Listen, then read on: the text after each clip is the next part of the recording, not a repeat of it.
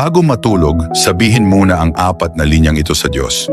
Maaari kang magsimulang makakita ng ibang uri ng pagbabago. 1. Lord, salamat na Ikaw ay kasama ko sa bawat hakbang ngayong araw.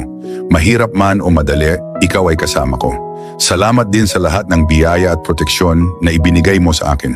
Patawarin mo po ako sa palaging pagtutuon sa kung ano ang aking kakulangan sa nakaraan at sa pagkalimot na pasalamatan ka sa kung ano ang mayroon ako. 2. Lord, minsan masyado akong nag-iisip.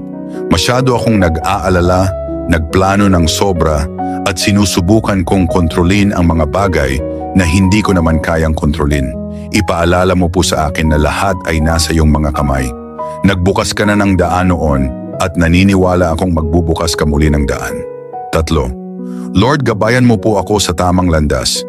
Bigyan mo po ako ng karunungan upang tanggapin ang mga bagay na hindi ko mababago at bigyan mo rin ako ng pasensya na maghintay sa iyong perpektong panahon. Bago ipanalangin ang ika-4 na bagay sa Panginoon, isave muna ang video na ito, i-like at i-share sa 3 kaibigan na naiisip mo. 4. Bantayan mo po ang aking tahanan at pamilya. Bigyan mo po kami ng lakas kapag nakakaramdam kami ng pressure at gabayan mo po kami sa direksyon na dapat naming tahakin. Akayin mo po kami sa bawat hakbang at ipaalala sa amin na palaging mas maganda ang iyong mga plano kaysa sa amin. Kung mahal mo ang Diyos at naniniwala sa kapangyarihan ng panalangin, huwag maging maramot sa Amen at panoorin kung paano gagawa ang Diyos sa iyong buhay.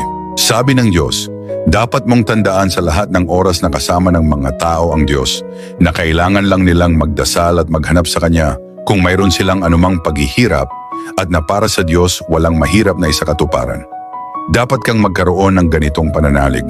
Nais mo bang matutunan kung paano manalangin at umasa sa Diyos upang malampasan ang bawat paghihirap? Mag-iwan ng mensahe na nagsasabing, gusto kong sumali sa pag-aaral at iimbitahan kita sa aming online fellowship. Sama-sama, sa ilalim ng paggabay ng Diyos, malalampasan natin ang bawat paghihirap.